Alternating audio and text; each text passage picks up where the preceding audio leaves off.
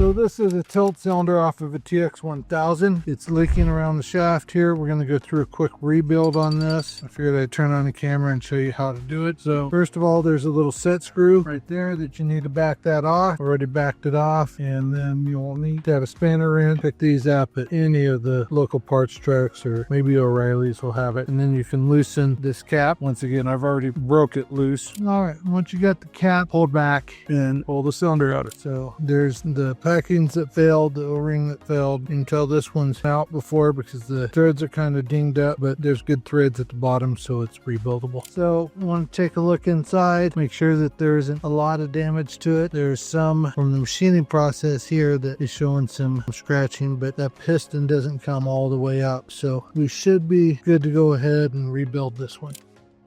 All right, so pull the nut off, then you can pull the piston off, pull the head off. Usually this is just a cleaning seal here. This packing is the inside is the one that typically goes bad and creates a bulb.